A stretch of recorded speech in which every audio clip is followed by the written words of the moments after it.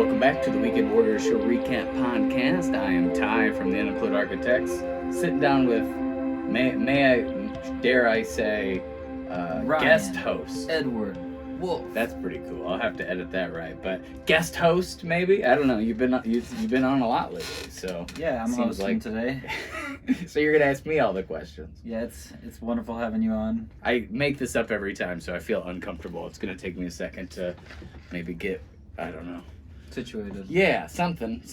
All right. More comfortable. Feels weird. I feel like we should be facing each other more. Let's just both take a deep inhale. Slow exhale.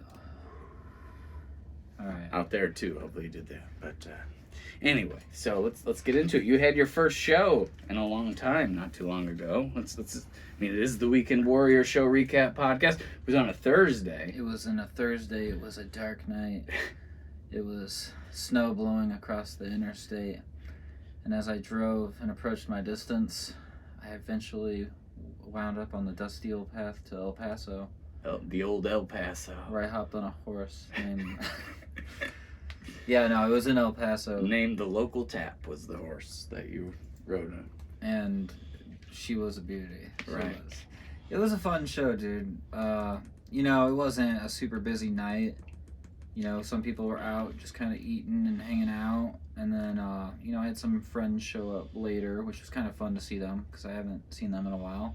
It's always nice when you get some familiar faces. Yeah, it was a 2-hour set. I got to play some of my favorite songs, and it was really laid back. I had fun. It was pretty cool. So, you know the people that came, huh? Well, so Austin Kilgore is a fishing buddy. We used to work together. We've been friends for a long time. It seemed like he knew your music very well, which was nice. Yeah, I've probably been doing the whole music thing since I've known him. So, he was used to hearing it, I think. But, yeah, it was cool seeing him. Hadn't seen him in a while. He was there with his wife, Kylie, also very sweet. And then my friend, Brett, who, we bond over movies and music, and he's been a good friend over the years as well. So it was really nice. I hadn't seen them in probably since, the last time I was around, which was probably last fall or something like that. But this was in a different light because they saw you play music, which it seemed like they hadn't in a while. Yeah.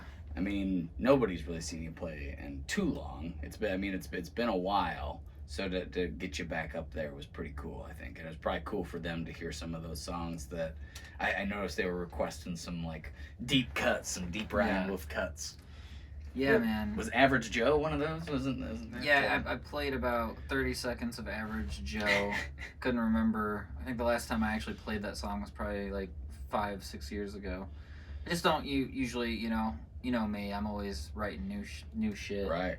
But you did 2 hours. It didn't really seem too crazy for you to get through it. I mean... No. And as I was saying, 45 minutes more, you're super laid back. Like, I got to play mostly originals. I played several covers throughout the night. It's a weird thing, because you there aren't a ton of places that, are really oh, you can't do originals, or oh, you can let's keep it mostly covers. So I mean, it's really at a certain extent I always wonder, is it in my head that I need to be doing these covers? How much crowd pleasing am I just, I don't know, I get kind of confused sometimes. The way I look at it is don't judge mostly original sets until you've actually at least seen that person play. And it's one thing if if you're giving somebody the chance to play, let them do their thing, and just if it's the first time, especially, just see if. So you're talking from a bar owner perspective or a booker perspective. I gotcha. Yeah. So it's hard to put yourself in those shoes though, because there's so many other things that they're worried about. And if I were to maybe project onto them a little bit, they're worried about keeping people there. Ultimately, they want people there. They want people drinking. So. In my eyes, a lot of the time I'm thinking I'm there to sell the beer, that's half of it, the food, food or the beer. Yeah. If you're actively driving people away from the place, whether it be originals or just covers or too loud or whatever you're doing. They also want to see if you bring anybody in. Yeah. I mean, if you're, maybe that's the thing that. I guess that is kind of it, because it's like if I have a lot of my people in the crowd, I'm a lot more courageous with playing originals. Like I'll play a lot more originals the whole night Yeah. because it's like, the people are there to see you and just have. But if I go to a place that I've never been before and I have nobody in the crowd, then it's like, okay, well, I got to keep these people happy. I'm trying to make new fans, not shove my originals down their throats. But it's just a weird, it's a hard thing to, I have my main originals that I play. I probably play at least 10 for any given night. If, like I said, if there were, That's it? Only 10? at least, if I'm feeling like really self-conscious, I tend to lean on covers pretty drastically. Well, in covers, I mean, especially like in those kinds of environments where people are drinking beer and like hanging out with friends, they want like, familiar music going on in the background. That's understandable. And it's hard because if you put if you're testing your original, a song that the audience has really never heard before, you're testing it against the classic songs that you know how to play, that everybody knows the words to, that they've heard a million times, and like that competition can kind of confuse you a little bit, because it's like, okay, Definitely. I play this really like I'll play Journey Don't Stop Believing, something like that. A lot of people love that song. A lot of people sing all the words to it almost when I'm doing it sometimes. And then I play my song, and people can kind of wane sometimes, but it's like, it's not really a good comparison, I don't think, because Right. if you can get two people to kind of pay attention for your original song, whereas if I'm playing Journey Don't Stop Believing, I'm gonna get a lot of people's attention. But then it's that balance of like, Is that hard playing acoustic? which one? That song? Journey, yeah. I mean, I just I do. It's a 4/4. Okay. It's that classic. It's one I teach my student the chord progression, the secret chord progression that every songwriter uses. Yes. That Over one. and over. So it's 1/5. Classic. Minor 6/4. Don't give away your secret. Well, the secret's out. I don't think People that, are paying good money for that on Fiverr. right, to get that 1/5 6/4 progression. But there's some subtle changes. Like every second time, I think it does like a minor 3 on that one, and then in like Wagon Wheel, it'll skip the minor 6, go straight to the 4. So there's little, but I mean that's one of the most pleasant chord progressions there is. So, to do it acoustic, I mean, I'm not playing all the crazy solos. I'm singing the parts that people want to hear. It's part of my medley that I do. I try to hit a lot of those classic songs that people want to hear, and I call it the sing along medley, because it's the songs that. And I actually, at my show this last weekend, I was playing the medley, and it was an okay night, but I played those songs at the perfect time, so I caught this wind of 15 songs of where people were like dancing up front, having a good time. And as soon as it came, it went about this. It was like I knocked it out of the park. It felt really good for about 45 minutes, and then after that, it was like kind of waned a little bit. Hopefully that's just the headphones. It's not a big deal. We can always just use the iPhone audio. It's a little staticky. Yeah. It stopped though. Hopefully it's just the connection on the headphone. Probably. Anyway, so it's just a weird balance as far as like, when should I play original? A lot of times I just go with my gut. It's like I played shows so much that it's I don't know. I feel like I'm intuitive about it, but am I really? I don't know. Maybe I cave too easy too. Maybe I'm like. I saw there's some people nowadays that are just like live streaming shows on YouTube. I think I'm gonna tend to lean more towards that. You mean just do only exclusively like digital shows? Well, of at least like like original songs, like maybe not like the whole like covers and stuff. Yeah, like but 30 minutes of just like original music. Yeah, and that's also good just for content purposes, because I mean you can turn around and use that clips of the best of, get out of, if you play a 30-minute set, you could probably get like 4 or 5 minute long clips that are just like the most solid portions, and then share them on all the other social medias. Have you written anything in open D tuning? I mean, I've messed around with it. I can play pretty fun stuff with that, but a lot of times with the open tuning stuff, I I think about like, is it good for live? Like, can I do it like at a show? And I don't, Hmm. unless you have a whole guitar kind of dedicated to it.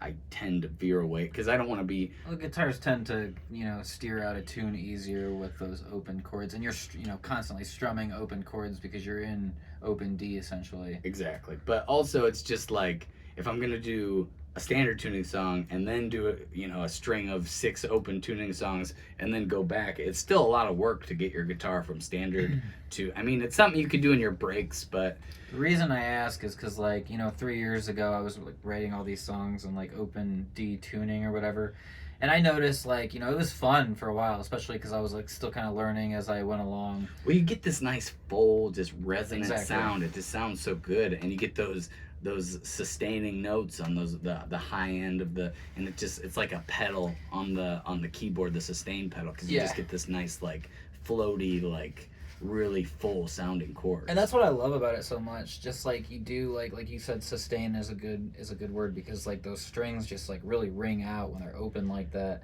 But another thing is just like because I always go from like trying different things out on the guitar. Like a lot of times I like write in standard, and then every once in a while I'll switch to open tuning or whatever.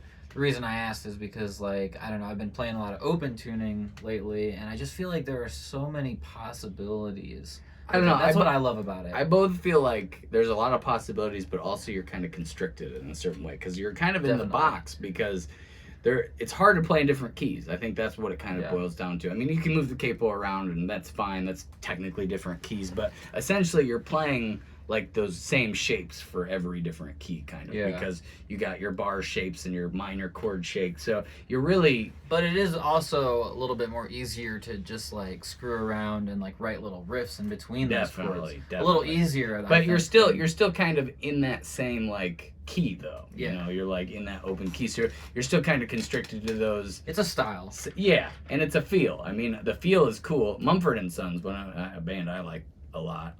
They do a lot of stuff in open tuning, and I almost wonder when you watch him in his earlier days, he played a lot of drums. He was more of a drummer almost, it seemed like, than a guitar player. So I almost wonder if, because the way he plays guitar is so percussive, like it's just the choppy rhythm, the clicking of the pick on this. So it's almost like a hi-hat in a sense with the way he plays, because he's playing these big open chords a lot. And that's interesting. I just wonder if that, like, I've heard Dave Grohl talk about how he thinks of a guitar, and like he thinks of the lower strings kind of like the kick and the snare, and the high strings are like your cymbals, and it's just a different kind of like a drummer mentality. And I think as I get into the drums a little bit, I'm definitely still not a drummer, but I play here and there.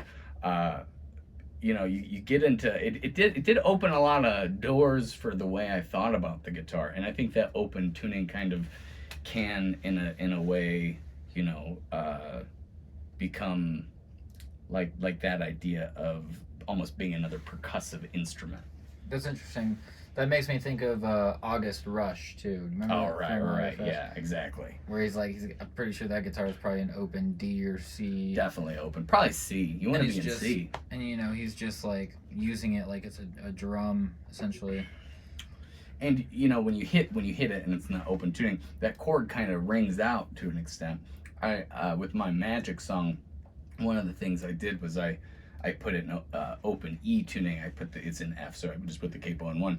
There's a percussive part at the end, so like I'm tapping on the guitar, but you hear those like kind of residual ringing kind of F major chords that just sustain in the background, and I think that kind of adds a cool effect. Definitely. Like a shimmery, kind of shiny, and that's when I think of like August Rush. That's the style of music I feel like I think of as shimmery, shiny, kind of. There's that band Snail Mail, Lindsey Jordan as their frontman or whatever. It's her project, and like her entire like first I think it's an EP, the Habit EP. It's like 6 or 7 songs, but it's like all open tuning, and it just has such a cool vibe. Yeah, it's just like, and I think some guitar players, it just opens up like a different style of playing, and in some senses easier, in some senses harder, kind of like what I was saying with being constricted to an extent. Yeah, because it's like you're learning like a whole new instrument. Yeah, Pretty kind much. of. I mean, still a string instrument, so if you have like that coordination and the calluses and all that stuff, you're probably going to be okay to switch to the open tuning. It's like, you know, if you play cello, playing violin or viola, probably viola would be a better comparison because it's the exact same tuning, but just like different scale, kind of. And the violin, you know, is like a similar tuning, but not the exact tuning, but a lot smaller scale. So if you can play the cello, you can probably get away with playing a little bit of violin and viola. I think in the same way, if you play guitar and you do the open tuning, you can probably get away. It's not such a crazy transition to switch from one to the other as it would be to be like, okay, I'm going to try the saxophone. You know, that's like a whole different set of muscles and muscle memory. The little and saxophone. Yeah, I used to I play love the saxophone. sax. In high school, middle school. Yeah, like elementary to middle school. It was like 5th to 6th or 7th grade. And did you love it? I enjoyed it for a little bit. I didn't feel like Drop we my were toothpick. even there. Trying to get our chairs even. Yeah, I enjoyed it. It was just like one of those things, you know, just like, you know, I wanted to be a part of something like that, and I loved, you know, music. I was listening to like all Green Day back then. Lots of sax but, in the old Green Day. Well, you know, Green Day, they were like in 2005 or 6, they released a live album called Bullet in a Bible, and yeah, basically, you know, it was really good. It was really good. Did they have a horn section? Yeah, so one of their, you know, they have a second guitarist. I think his name's Jason something. I can't remember his last name, but he comes out with a saxophone on a few songs. He'll play saxophone. Now, was this before you were playing guitar or after? I had a guitar my uncle had given me. It was a Squier Strat, and it was white on white. So it was a white guitar, white pick guard, and it was super cool. I love that guitar. It was old, and I lost it. I don't know what happened to it. Classic kid. Losing the guitar. And then my neighbor, yeah, so because I was living in Belvedere, Illinois, and in 5th grade, my neighbor was in a band. He was older. He was in like high school or something. And he would like, you know, play the drums and guitar. But I went over there one time and he was playing the drums, and like I was like, holy shit, this guy's amazing. And he ended up giving me his old drum set, and then I learned how to play drums that way, like around the same time. But yeah, saxophone, I always appreciated the saxophone. At Night Shop the other night, there was a band playing. They played before Formidable Foe. I can't remember the Dirty Strings, and I believe that's what their name was. And their frontman plays saxophone and just like killing it. Right. Like, it's always good when somebody like is really good at it. Like I don't know, it can be a very like complimentary instrument. Like just add some nice subtle kind of backing stuff. But when somebody like shreds a saxophone, kind of like in the same way a good guitar player would shred a guitar. yeah. I don't know. It's just And like then they smash it like a guitar at the end, and the buttons go flying everywhere. it's just like springs and nuts everywhere. Yeah. And no, That's my goal, to come home from a concert with a saxophone button. That would be so cool. can use it to Night to remember. I don't know. Yeah. You could put on like a necklace or an earring, you know, anything. Yeah. Well, you know, it's good to have goals. Yeah. It's good to shoot for the stars. Yeah. Most nights nobody ends up, you know, smashing their saxophone. I go home really disappointed. You know, there's one performance I can think of. I don't know if there's a sax, but it's a trumpet. It's Bright Eyes, and it's on, I can't remember, one of the late night talk shows. They're playing Road to Joy, and at the end, they all smash all their instruments, and it's just kind of fun to see the It was on trumpet player that smashes. Craig guy. Craig Kilborn? No, Craig Ferguson. that's it. All right, yeah. Yeah, it was live on Craig Ferguson. It's a good performance. Yeah, I've seen that. He's like wearing that blue sweater or something, and he's all, the sun came up with no good. He's just like freaking out. Yeah. Lots of cocaine. No, I don't know. You never know. Speculation. I don't know, but it's fun. That's the thing I remember. Cocaine? From that. I wouldn't know. Yeah. But anyway, so Coca-Cola is really good. you have a whole song about Coca-Cola. This is the only Coke I mess with. So much that you wrote a song about it, right? What's that song called?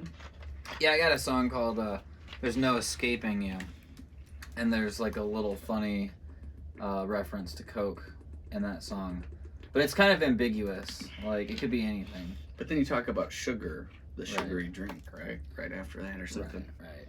Yeah, that was a Sprite. Oh, okay. It's different, separate. Completely separate. I gotcha. It could have been Coca-Cola. I don't remember. So let's talk about your album a little bit. You haven't really. What album? You did all this work for a little bit, and then you kind of took a pause. You're taking a little a walkabout or a leap year or something. Yeah.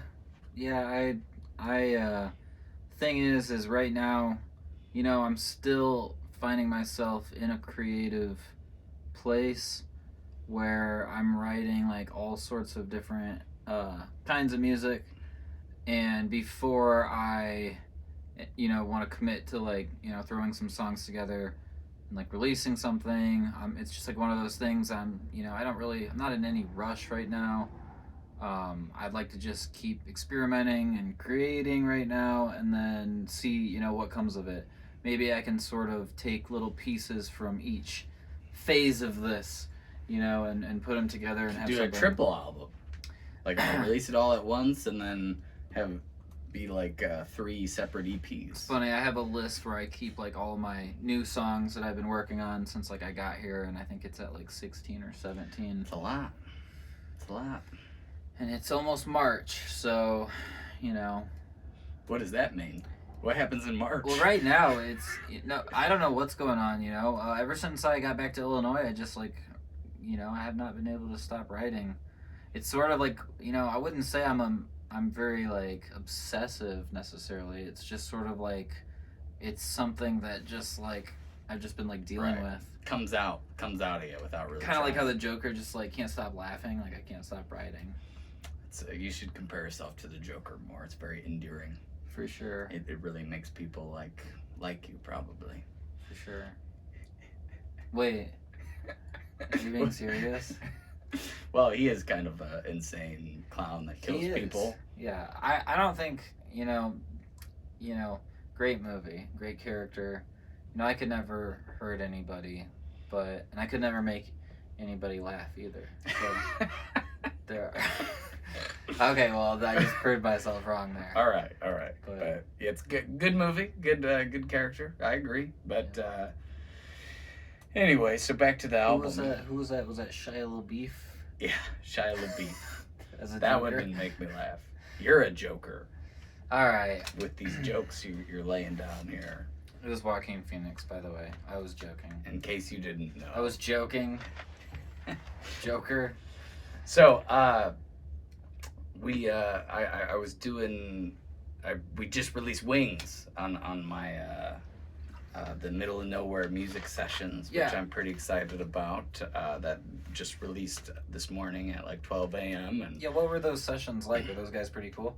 Very cool. Very easy to work with. Very just laid back, and the exact kind of people you want to go and do something like. Because the first one I did was the TV one, and it was very serious, and everybody had like their own job to focus on. Nobody was like, there's not a lot of small talk really. It's just like everybody, you get in there, and people worried about their cameras, people worried about the audio. You got the editor or the director or whatever, kind of telling people where to go and what to do, and it's very like business.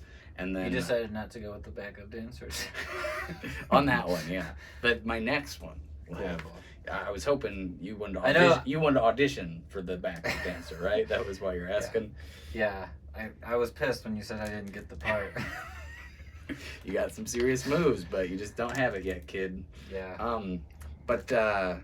So, yeah, the people for the Middle of Nowhere music were just super. Matt Yoda, the Matt Yoda media sessions was kind of the same. Very chill, laid back guy that is really just one person, and then the last was two different people that, one camera, one audio, and just real easy to work with, super easy, even after it's all said and done, just easy to talk to. That's cool. It's just like I can almost tell a difference in the performances because with the TV thing I was very tense and nervous, and there's big giant cameras and dollies, and I every time I watch some of these videos, I just have like a little bit of PTSD.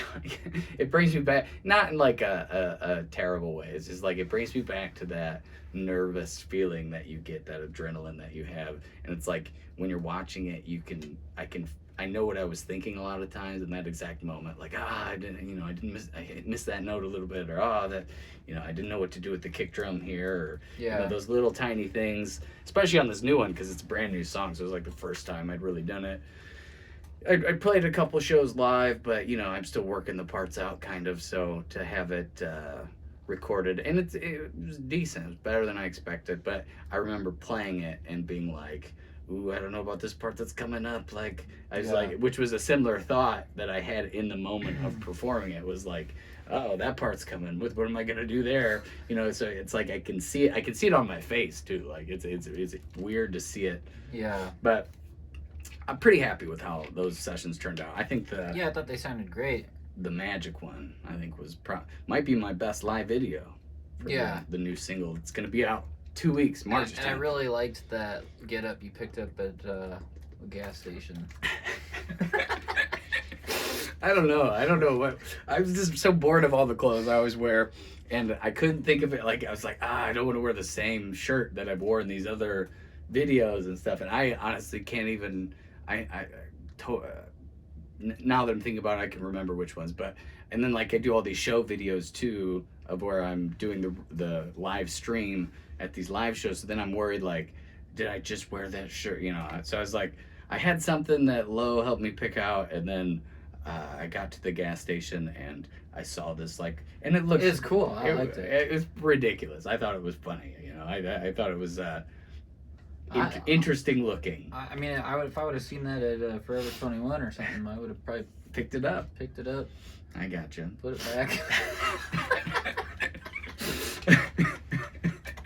Anyway, so it's like a poncho kind of. It's like a knitted poncho. I'm just joking. I actually do like it. I do too, but it's just funny. It's not something I would normally wear, but I was just like, I don't know, fuck it. Like, why not? Sure, you only live once. Yep, I've heard that from a band called The Strokes. There you go. They said that once. I think they're the only ones who ever said it, probably. But good band. Yeah, awesome band. I've been working on going back to the Strokes song, Whatever Happened. I love that song. Some days I listen to them. Ooh, a little name drop there. What do you mean? You play that Someday song by the Strokes, right? Yeah. Good song. It was a good setup. They recently put out a greatest hits album. I think it's called Volume 1. Is it just Spotify. All their albums? Like, no, it's. I think it's called like the singles or something. My joke wasn't funny, I guess. My joke was that all their songs are very good. So they honestly could almost put every song from every album, and it would almost work as their greatest hits, because it's just. Oh, now you get it. Jokes are good when you have to. They don't call them the Strokes for nothing. That wasn't even good. Come on. What are we talking about? I don't know. Speaking of your Magic song, doesn't that come out like pretty soon? March 10th, yep. March 10th. Hopefully there'll be a corresponding music video as well, but we'll see what happens. Yeah. Gotta shoot that thing. I heard it's still in pre-production. Pending. Yeah. And I'm gonna have to edit it. Nobody wants to pick up that script. You just gotta get them to pick it up. Gotta get it into the right hands, maybe. Yeah. But we're supposed to shoot that video this weekend, so we'll see how it goes. Yeah, I have a few different ideas that we could try. I have one idea that we'll see what happens, if it's good or not. But I think it's gonna end up being something where, because like I want it to be pretty, like I want to have fun editing it. I want that to be a fun process. So like I say we get a lot of different footage. Just try different things in certain spots. And yeah, I think if we look at it more collaboratively too, because there's definitely a part I have an idea for like maybe as the main kind of drag, but then we go to all these different cuts, and I have some editing tricks I want to kind of try out that I've been looking at. So maybe I'll do like the my idea, and then I'll give that to you, and you kind of incorporate a bunch of other stuff into it. What I was thinking is we could have a thing where it's like we could build like like a half-ass like marionette puppet, and like we'll film you like with the puppet from like above, so it looks like it's like this, and then it will film you from like down with like strings on your hands with the guitar, so it looks like you're like controlling. I am the puppet. Exactly. I gotcha. That seems like where we're gonna find a marionette puppet in 3 days. The budget for that is gonna be crazy, but it's a cool idea. There's a lot of ideas that are cool, but actually, getting them done is a different thing. We'll just do a one take behind the Casey's, and that's the vibe I think we should go for. Just get it done. Who gives a shit? Let's just go out to Casey's. Some guy like walks up to the wall, like pulls his pants down, and starts passing on the building. That's definitely the feels like the song Magic. Like if you think about the vibe of the song, it's very behind of Casey, guy peeing. I think of like back of Casey's. There's some crazy shit that goes on back there. I'm sure of it. It's magical, dude. Yeah, I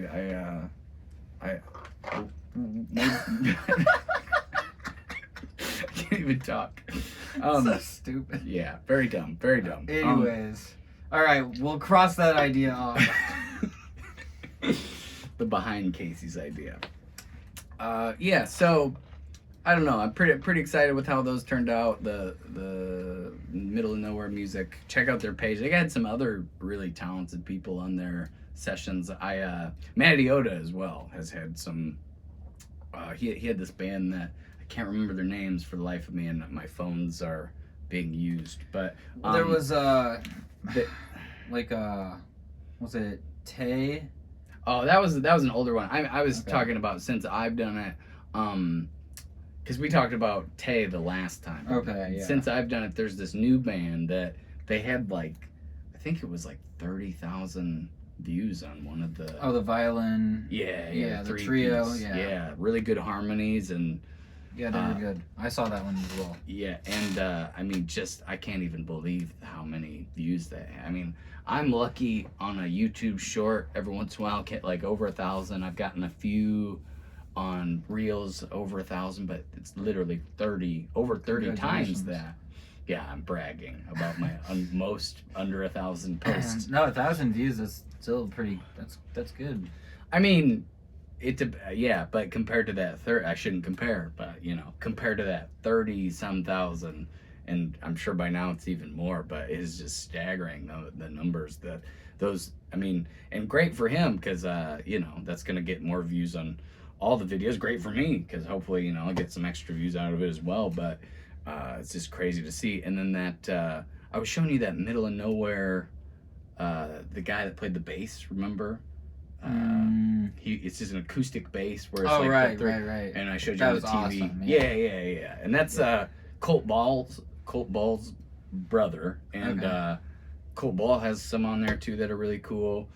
Brandon, the guy who does the whole thing, Brandon Elliott, he has some really cool videos on there. He just released one on Spotify that's awesome, and just a live. And I think he's gonna do that with my songs too, which will be cool.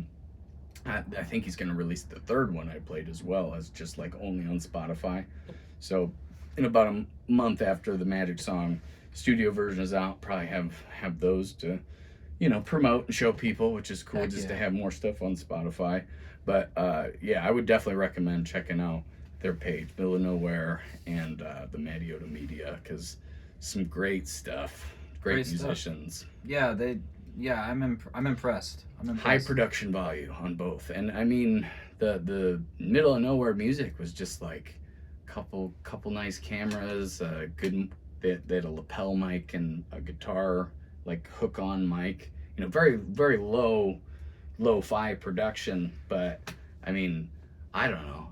I was saying to you, I almost think that Magic song is like maybe the best out of all of them I've done, and it's like for me, which is weird because you know, awesome. I always have the, you know, the crazy pedal board. I'm always trying to have this big like sound. That song doesn't really call for that necessarily, so I think it worked extra good. But and it's just like, you know, not so raw, nothing to hide behind. It just kind of sounds how I sound, and I didn't hate it, which was, you know, usually what happens when I listen to myself is like, I have the same thing. It's just like, you know, but you know, we listen to ourselves all the time because, you know, we're constantly creating, so it's like easy, you know, to be like, okay, well, like this doesn't sound right because I've listened to it a million times in the last right, 3 there's days. no objectivity Right. anymore.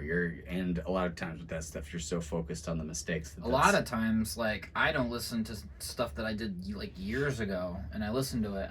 That actually wasn't. well, that's what you're saying about maybe one of the things you were going to release is this, because the Miss Me Much, the song that you shot the video for and released a long time, you were doing a bunch of other open tuning stuff during Right. that time, and Yeah.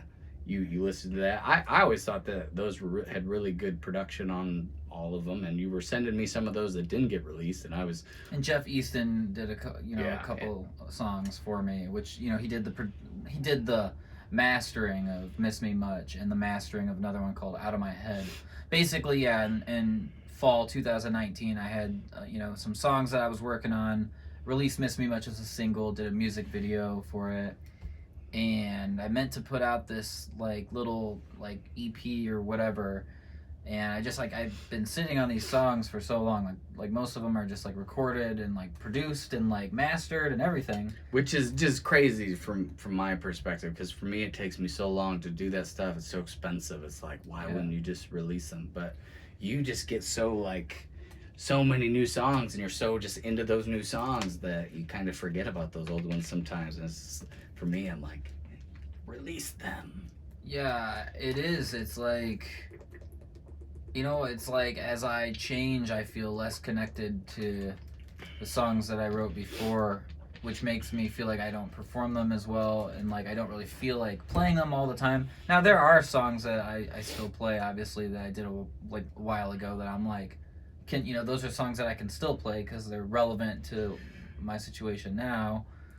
I think that there's something to like finding a connection to the songs. You know, not that you can do it however you want. You know, if you like to just write new songs and perform only those, you know, that's fine. I think that is harder in the kind of current music business side of things, because you know you want to put something out that you can go and play places. And I mean, I don't know. I'm acting like I have some sort of clue, and I don't I really just know. do. But what I'm saying is, Yeah. like, there's this spark in some old songs you have to find. You know, we had this conversation the other day. Like, it's called performing. Like, you're performing.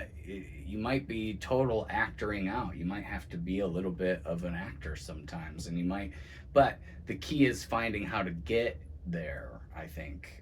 And you might have to, you know, fake it till you make it to some extent, but then you latch on to one little thing, and then every time that thing comes up when you play that song, you get reconnected to it, and refinding that connection, I feel like, is hard. But you know, it's a muscle. You can I think get there a lot of times. And I think a lot of times with my set list too is like, what am I feeling that night that I'm connected to? You know, it's not, you know, I have my kind of regular songs that I know how to kind of get there for, but then there's, you know, I'll have a night where I play something that I wrote like when I was in high school, or something I wrote, you know, something from really far back. And because I almost was connecting to it before I even, for some reason, I'm drawn to it. The way I feel that night reminds me of this song, and then like I'm more in it. But you know, to each their own. Like I'm saying, I do think there is something there, and I think that like a lot of the bands that, and because you end up and you tour on albums for a while usually. I think that was maybe the old way would be like, you know, you go in the studio for anywhere from a year to 5 years, you know, whatever it is, and then you take that album out on the road.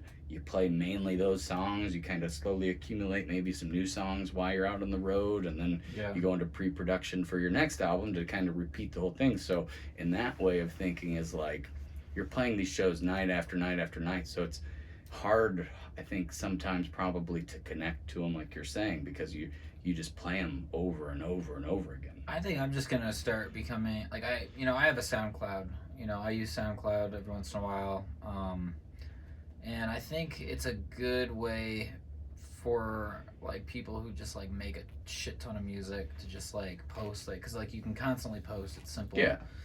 It's not like getting on Apple Music or And Spotify. like I don't have SoundCloud Pro. You have to like pay for it. I think you get unlimited like tracks when you do pay for it.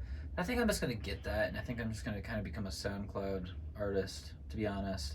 And then maybe I'll release like more exclusive type stuff on Spotify, but have like that consistency. Cause like I write so much. I always thought it would be a cool idea to if you. And I have like close to 4,000 followers on. That's a good number. I don't think I have anywhere near those numbers on. It's like 3,000 something. But I always thought it'd be a cool idea with like the way TikToks and Reels and Shorts are. You write so much almost every day. I mean, it wouldn't have to be every day. It's just when you write something. But it'd be cool to go up on your TikTok and just that would be your kind of medium for these brand new songs, and then like have the audience kind of be like, ooh, like have them pick which ones they really like. Then you take it to the next step of like recording a good demo of it, maybe putting that on SoundCloud, kind of having a similar thing. It's like, well, which ones get the most plays? Then you use that as a trickle up instead of a trickle down. So it's like, then you get like the main 5 songs on the SoundCloud that are doing well, and then it's like those are your album for Spotify. I don't know. It's just an idea. We have lots of ideas that. It's a good idea, dude. With how much you write, yeah. I think that kind, because I think, I think about being an artist. Like what's your? I think a lot of it is like, what's your vibe? What's your personality? Who are you? What are you trying to say? And I think when I think about Ryan Wolf, I think about somebody who writes a lot of songs. Like that's one of the main things, So it's like, how do you play that up? How do you show people that side? Because I think that's one of the bigger parts of maybe you as a musician, is like who you are, what you're trying to say. It would be kind of funny too to just like have a YouTube channel dedicated to like writing songs, like because it's like you could post one video and be like, okay, I just wrote this song, it's this, and then like when you write the next one, just like record it and be like, all right, I just wrote this one. Yeah, that's exactly what I'm saying. I'm just saying for TikTok and YouTube, for that short form I could content, call it Ryan Wrote a Song. There you go. Got that R alliteration that you like, so that works. Ryan writes a song. Ryan writes. Writing it down. Ryan's writing. Ryan writes. I'm gonna have to fight somebody for the copyright. Yeah, because there's a lot of people who watch this. So Ryan writes, or I even something like Ryan writes a lot. Like that sounds kind of cool too. But then people could kind of see the process a little bit more, because I feel like that's an interesting part to some people. Should I do it like this? I don't know why you would spell rights that way, but yeah. Anyway, might lose viewers. It's spelled. Hey, it's controversy how you spell it, so maybe they'd be like, that's I don't know. the Maybe wrong way. Maybe Ryan writes. Yeah, it's good alliteration. Ryan writes. Thanks, man. Yeah, appreciate maybe that. That's an idea. Well, thank you for coming on my show. There's the door. You've served your purpose. But yeah, I don't know. And I try to think about that, like with me. A lot of times I just don't know what my disposition exactly is, because I think about that. It's hard. It's just like your music, it's like hard to. You should start wearing ties. I'm the tie guy. Yeah. TyJon's ties. Yeah, and like you have a different. So tie. it's only based on alliteration from here on, or wordplay, puns. Just like think about what that could do to your show, because like you could like change ties. The thing, you could come out with a tie and be like, hey, I'm Ty, and like they'll see the tie and it'll be like a funky tie, it won't be like a typical tie. It has to stand out. I'm not a typical tie, so why would my tie be a typical tie? We'll see, and people will see the tie and they'll be like, wow, that's interesting, and then you change it out and it's like one thing you notice. Seems like $1 million idea. It is a good idea, dude. What is with these generations? What I was trying to say before you had to insert your jokes. I was being dead serious. Start collecting ties.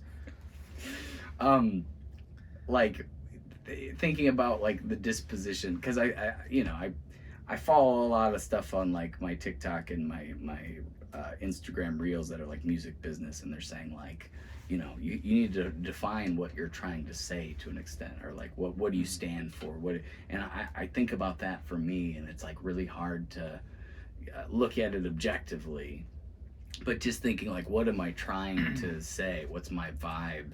And For me, well, for everyone, that's going to be different. well, that's the whole point. But for me, I can tell you, it's like, I think about when I first moved to Pontiac and saw you guys play at the talent show. Yikes. When I was like, I was like 13. I don't know how old you would have been, but Probably 14, 16, somewhere in there. it's just, my point is like, and all these years later, and it's like, I know you like I know you now.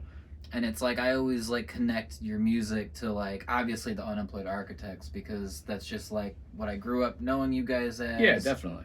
Like that guy from Unemployed Architects. But I guess what I'm trying to say is like, I feel like one of your like things that maybe defines you is like what your artistry to an extent is, like the volume of music that you write it's staggering. So it's like that's a thing that is unique to there's other people who write a lot of songs too, but I'm just saying like that's something that's very much you. It's the amount of content you put out is impressive, and it's like how do you connect an audience to Most that? of it is unreleased. Right, but that's what I'm saying is like, how can you make that something that because you're not going to release everything you write on Spotify, because that would get expensive and it'd just be too much and a lot of it time consuming. So it's like, how can you use that to maybe gain more interest, more followers, and something that I think people might find interesting about you is like how much you write, so, and how you go about it, like your process and stuff like that. So when you're making these videos, they're not super, they don't have to be super fleshed out, they don't have to, but it is kind of being like, this is who I am. I'm somebody who writes a lot of songs, and I feel like that's like a very clear like distinguishment you might have, or distinctness that you might have compared to a lot of other people that you would be showing your audience or your. I just don't feel like a lot of people like think about me like that way. Right, Honestly. but if you made the videos that we're talking about, then they would start to think about you that way. Maybe. That's kind of the point, is like, what's your thing? What's your hook? What are you trying to say? Who are you trying to be as an artist? And I think that could potentially be, not that it has to be, but I think that that's something that sets you apart in a way. I think I am going to do that. I think I'm going to start just releasing music on SoundCloud, and I can even use that to my benefit for building like a bigger following on like other social media platforms too. And I can like, promote it on Instagram, promote it on TikTok if I want to. Yeah, but I think the videos are a more personalized touch to it that would give, and maybe not. But I want to like record. Yeah, I'm saying that they're all connected. What I'm saying is, you do the video when you're first fleshing out a song, like to show, because I think there's an audience of people that would find that very interesting. Like, oh, he wrote a new song again today, and this is like where it's at. Right. Is it?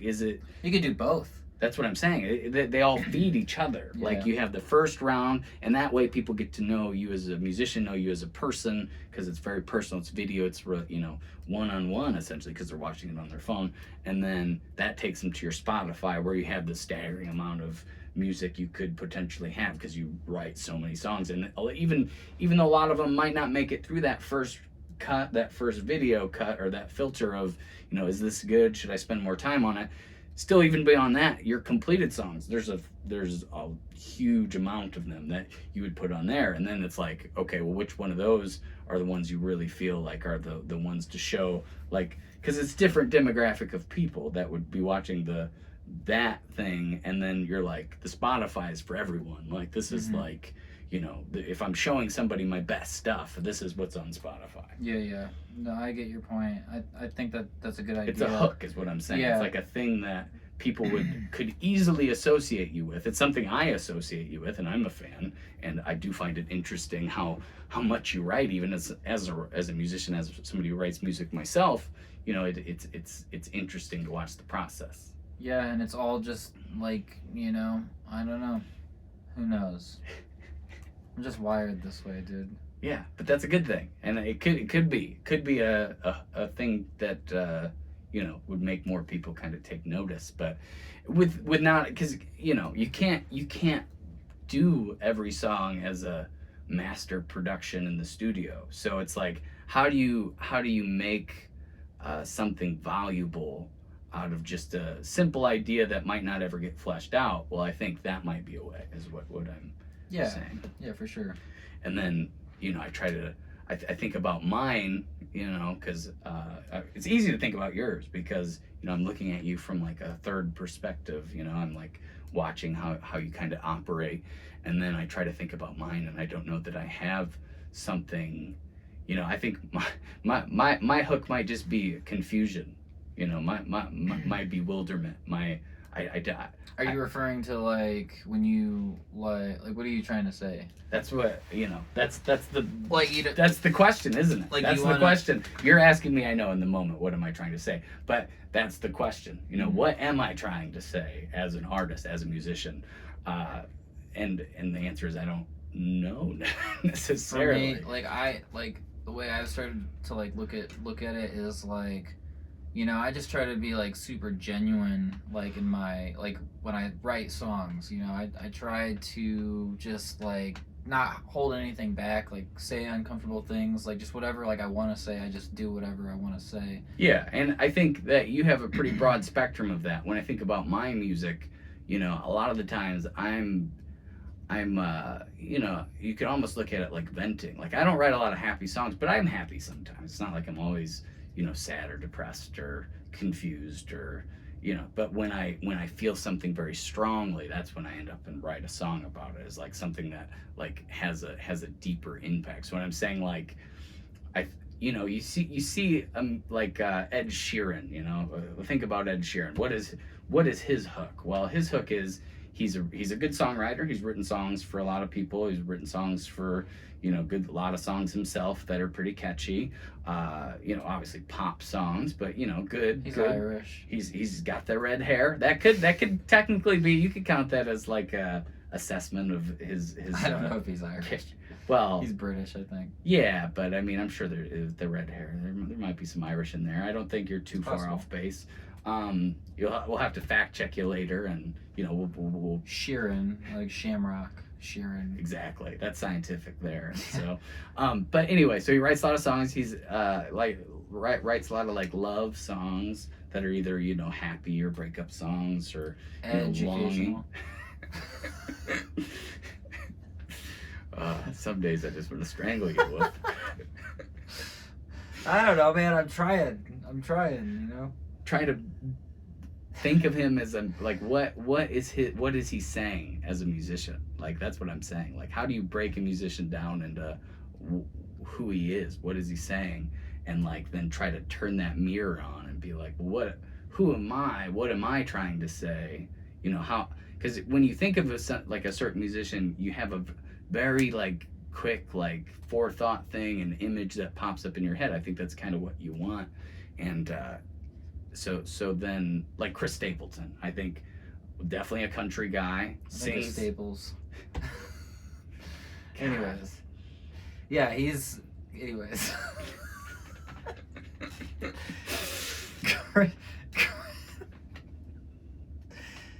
I'm gonna let you sit in that one for just a second. It's Chris Stapleton's country, right? Yeah, but he's a famous songwriter. Like he was in Nashville forever, and he wrote songs for like hundreds and hundreds of songs, and very very famous as a songwriter before he got huge as just a solo artist. I believe he was in a band before he became, I can't remember their name, but he that played all the time in a band, and then eventually kind of broke through the ceiling Did of the solo thing. yeah, and became what he is today, which is kind of a monolith awesomeness, really. I mean, and everybody. I mean, I haven't heard much from him. if you know country music, like modern country music, and I say Chris Stapleton, you know who I'm talking about. And there's a very clear image that comes up in my head when I think of him, and there's a style of singing that he has that, you know, but he's got a lot, like these 5 points of things that like I think of when I think of Chris Stapleton. So then my thing that the thing I'm trying to express, the conversation I'm trying to have is like, what are my 5 things? What are your 5 things? I see. You know, and it's really hard to be objective about it, and really, because I don't know that I really have thought about that. You know, it's like I'm thinking about it now, but it's something that should, I think, kind of be to an extent unconscious. It's not like I'm consciously trying to be a certain thing. It's just like, what is it? You know, like, can you define it? Yours, I think one of them is, or I can name 2 things of yours that I find very fascinating. It is that the amount of content, writing wise, that you come up with, and your ability to do, you know, like the tech side, like the recording, the editing, the videos, all that stuff. With a little, like, not much, very lo-fi, very, you know, nothing, doing a lot with a little is what I always say. Yeah. So those 2 things are 2 things I immediately think of when I think of, you know, Ryan Wolf as the musician. So then when I'm thinking about myself, it's like, I think that frustration, I think confusion, I think. Well, I mean, you could say. I always think about, like, when I think about your songs, I think you write very interesting, like, riffy stuff. Like, I'm not the best at coming up with riffs I mean, necessarily. you can on the do guitar. it, but yeah, I know what you mean. You do a lot of chords. I find, like, a lot of songwriting. each that of way. your songs seem, like, very carefully constructed, and I think that kind of makes sense, because I think that's kind of the way you like to do, like, your, like, whole recording thing too. Like, you have a very particular way how you want it to sound, and you work at it until it's, you know, a certain way. I feel like your songwriting is kind of the same way. Like, it's all structured very elegantly, and your riffs are, you know, very riffy. And I'm sometimes like, I wouldn't have even thought to do something like that. I can barely play my instrument. Well, that's not true. You're not giving yourself enough credit there. But Mm-hmm. so when you think about me and my music, you're thinking more of the actual just music. You're not really thinking of me as a person. And I guess that's like, that's good. I mean, I think I've kind of tried to cultivate that for a long time as somebody who was really cares about the way the music sounds. Well, also just like your drive in general. I mean, like, you know, you're very up to date with your videos and like all your social media, and like that's something that like I could like. Sometimes I'm like, I could never do that. You know? You could. It's just I'm very systematic. But you have to have like a mindset where it's like, you know, you sort of care. I mean, you care to do it. Well, I just don't care.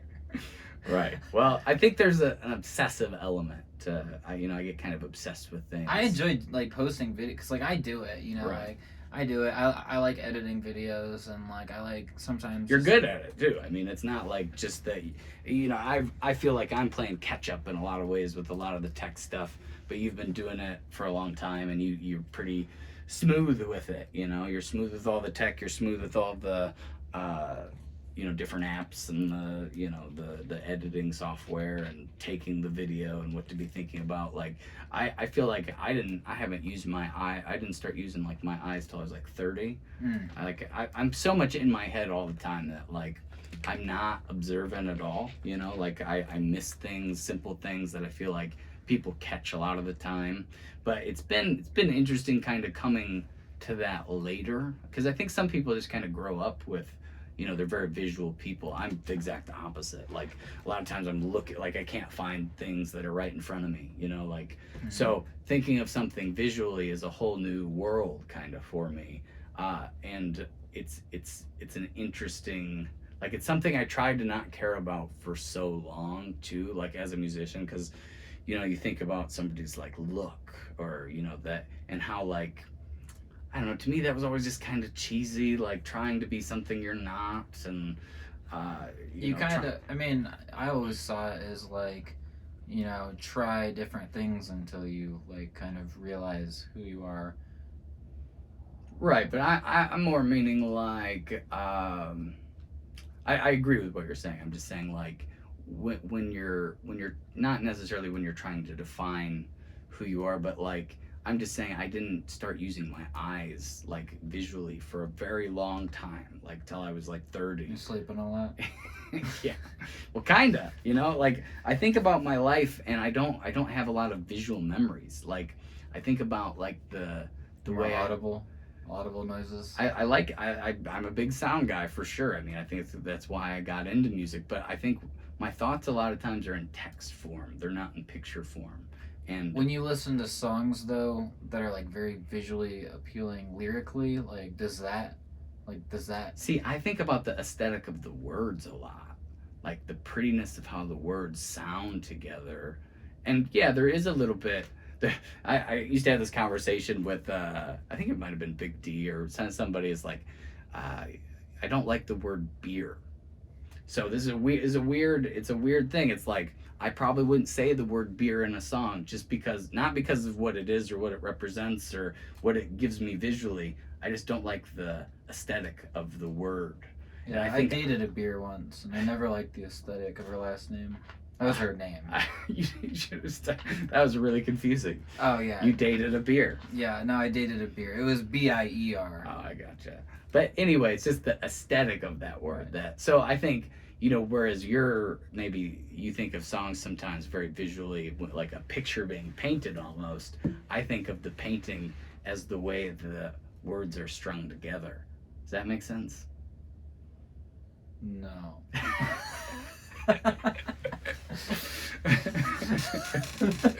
But go on.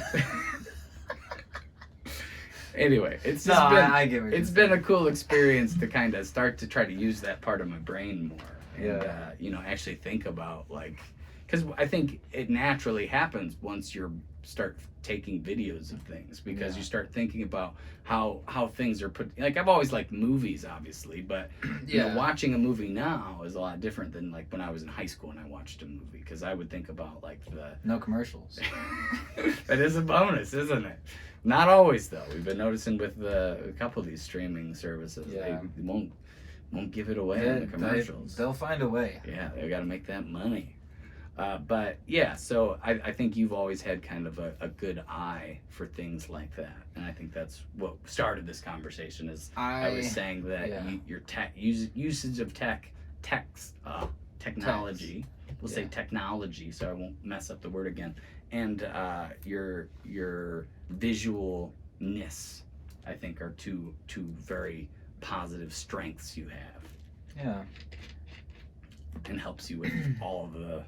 Because what started this conversation is you were saying like, you don't have the drive to. You like doing the videos and stuff. You really enjoy doing it, but you don't have the drive to do it maybe as much. But Right. you go through phases, I think. I go through phases for sure. Right now, I'm just in the writing phase and like the. You put out some pretty cool little videos, though. I mean, you did the Modest Mouse one that I liked, and Yeah. like cover wise, wasn't there another cover? Death you did? Cab. Death Cab. Always love the Death Cab. And then you've done a couple. Shared one yesterday, right? That you just wrote the Yeah. metal Flowers. Metal Flowers. That was a pretty cool song.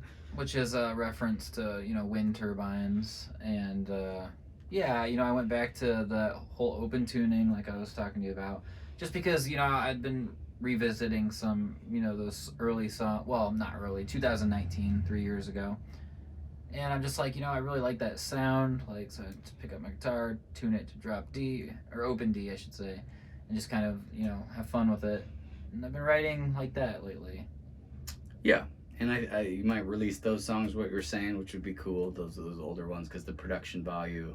And again, I think this kind of all boils back to what I'm saying is like you can do a lot with a little. Most of that stuff you recorded either on the iPad or on your MacBook, and you get some really cool, interesting sounds that I just don't know that I would be able to do on my own. But it's been cool, having you around more because, I get kind of hip to all the stuff that I was just disregarding and neglecting, and even when we shot the Mighty Vermilion video, it's like I think about that, and it's like I just need to do it. I just need to do things myself. It's not. I shouldn't wait for somebody else to. And this is a constant realization I pretty much have is like, when you sit back and just be hopeful that something cool will happen.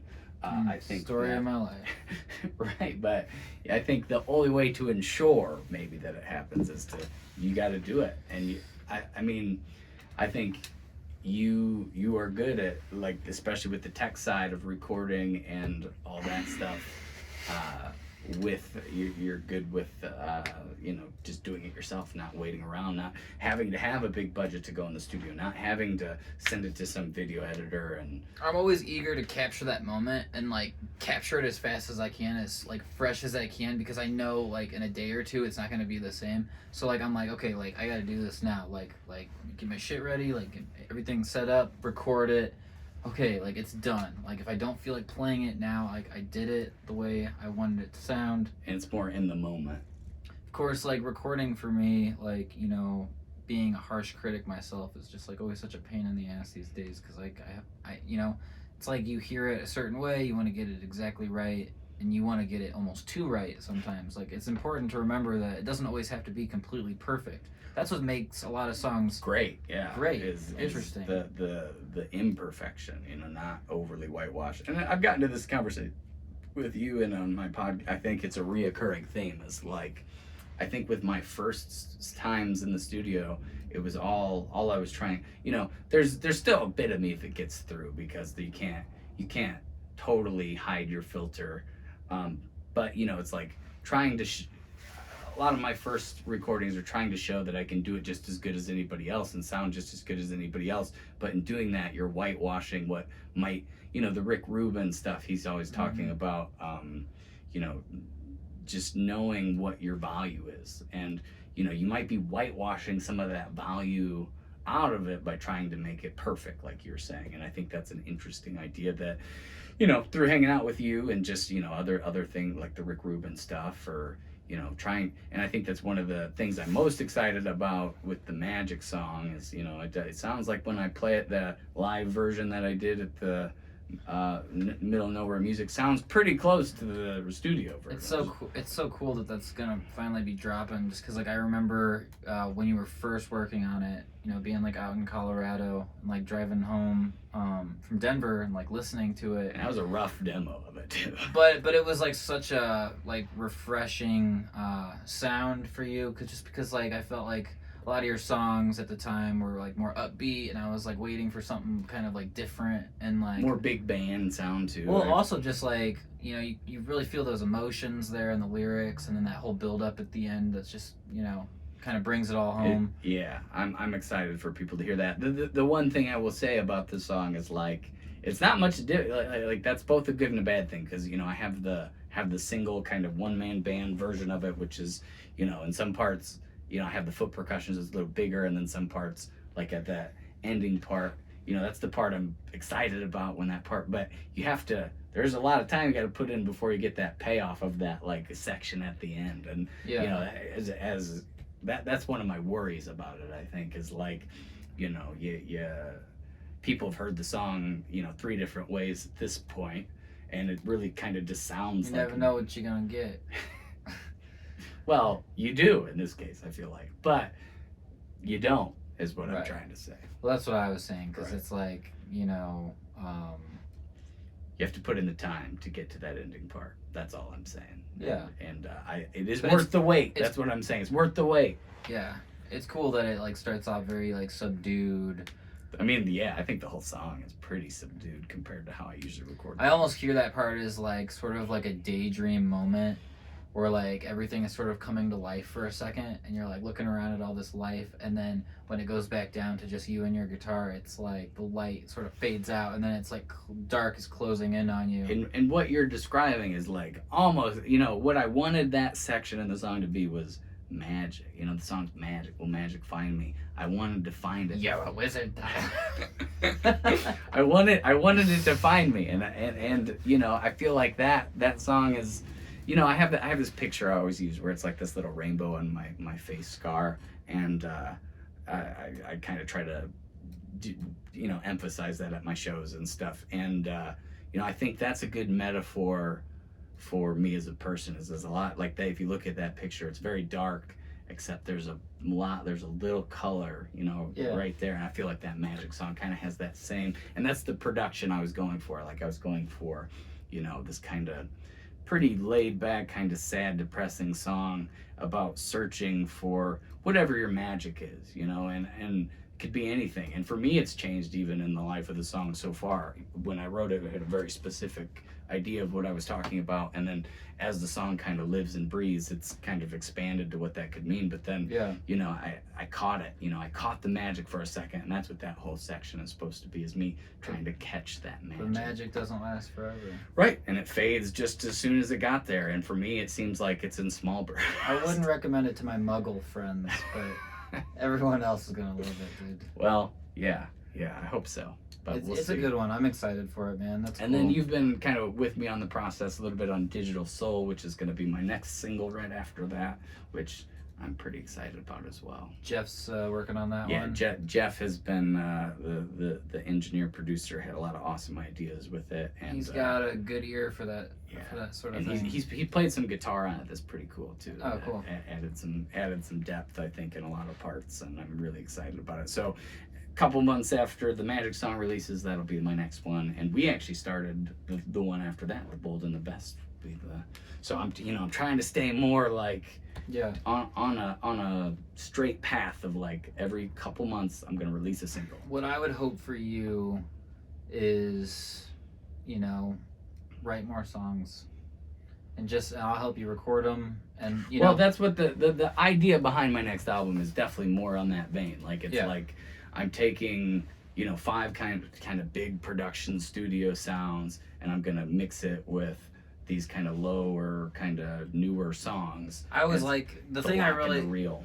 Yeah. The thing I like about your songs is like not, you know, every one sounds completely different than the last, and like that's one thing I really respect about your music. Like, because like every song kind of sounds something different, and like you have some interesting sounds. So like I always like look forward to hearing the next, but I just wish there was like more. Just because I'm an album guy. Yeah. You know. Well, I was too. You know, that's what just explains the Design to Shine, the 14-track. I'm just gonna do what you do from now on. Just start releasing a single, like, you know, every couple months. Yeah, I mean, my mentality towards it just changed, because it's like, you know, albums are great, and I think you write and record enough that you could release albums pretty often. The cool thing about doing it that way, like releasing the singles like that, is because like you could, you know, say you had like 6 songs and you record 6 singles, and you can have it like paced out the way you want to release it, and in the meantime like work on all this other stuff that you could be doing. Exactly. And then also just like you're accumulating, you can always use those songs for the album, and you're keeping people,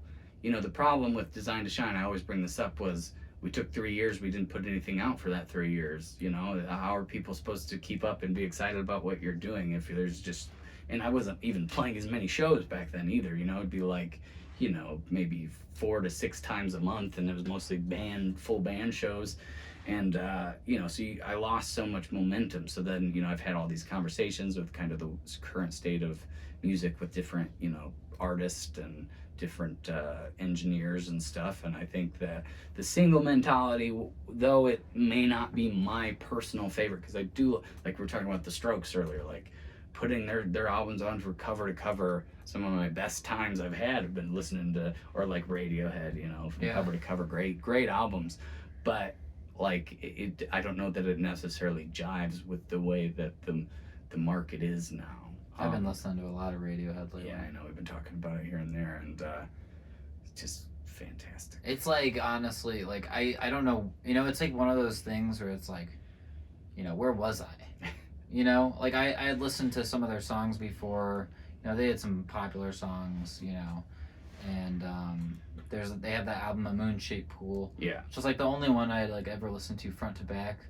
I did listen to In Rainbows a long time ago, but I mean, yeah, just like their music genius is just like growing on me. It is like listening to music, like it's like one of those bands where it's like listening to something new. Like it sounds fresh. Right. Well, they've always just been edge pushers, you know. It's like they've always pushed the line, And you can't not respect somebody who, yeah, they take chances. They don't and it pays off because they are being so bold and like they aren't playing to what it should sound like. And that's part of what we were talking about earlier with I mean, Tom York has imperfections, but I don't know what they are because it seems so. Everybody does. Right, but I'm saying it's so intentional. It seems so intentional, even though I'm sure some of it's not. But it's very intentional, and it's very intentional in all the boldness. It seems like he wants it to sound a specific way, and it sounds that way, even though that might not necessarily be the case. Some of it might just be you could just be trying to sing. Yeah, it could just be the appreciation of the things that aren't perfect. With a band like that, there's like a purpose for everything.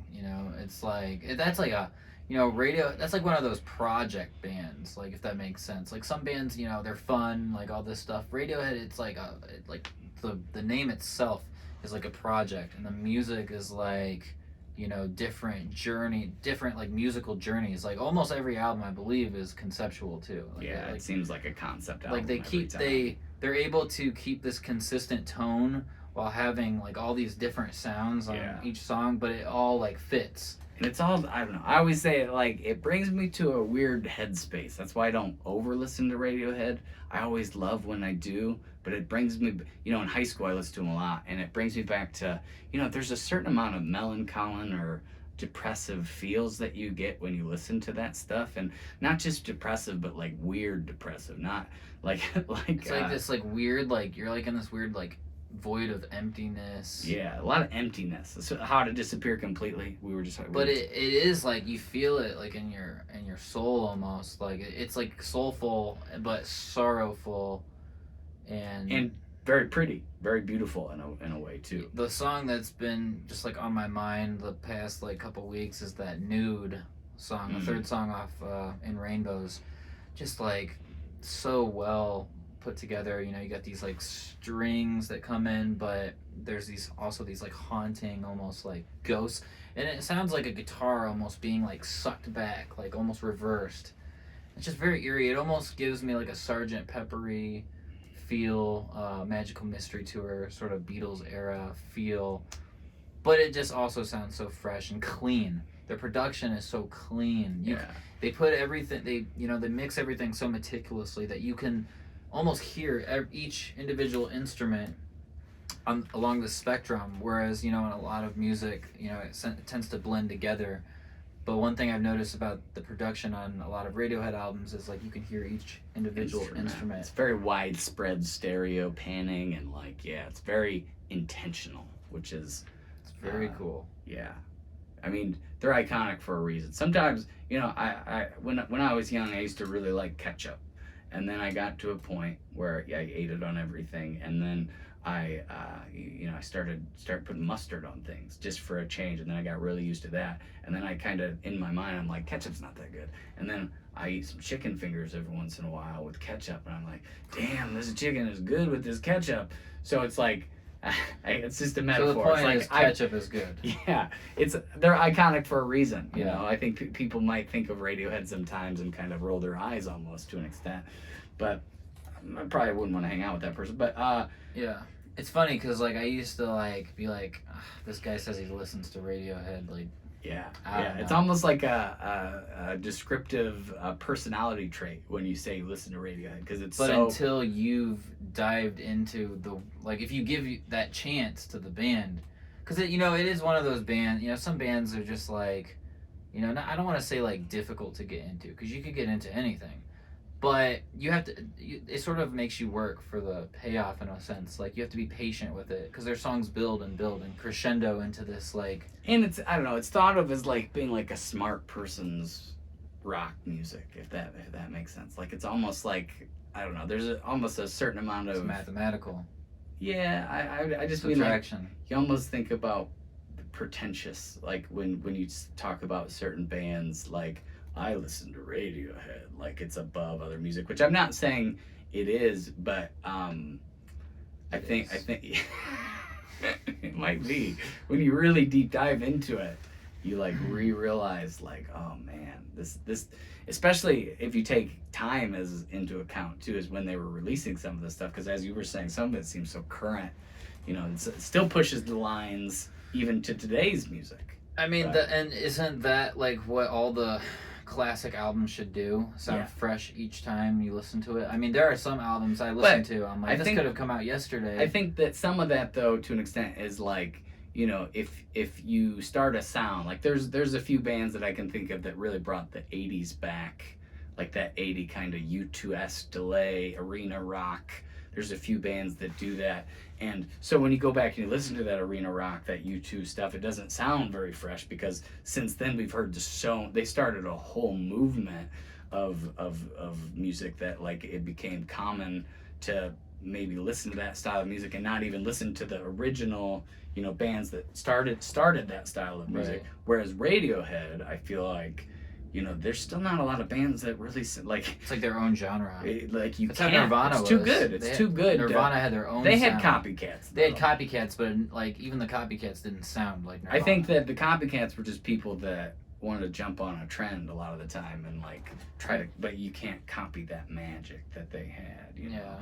And that the same with Radiohead, I think. But I would say almost even because it's so like original, like it doesn't sound like anything else. It's just so epic, and it even, I don't know that there's a lot of bands that are able maybe to copy that sound, and that's why it's Greta still Van Fleet, maybe. right. Sound just like Zeppelin. Yep. But all right, I think we've covered most of the stuff. I'm Ryan Edward Wolf, and I've got music on Spotify, Apple Music, everywhere you stream music. Go check out my latest release, No Place to Be. And thanks for hanging out with us. Yeah. Thanks for having me. As always, I appreciate anybody who takes the time to listen, took the time to listen, and we'll talk to you next time. All right, see ya.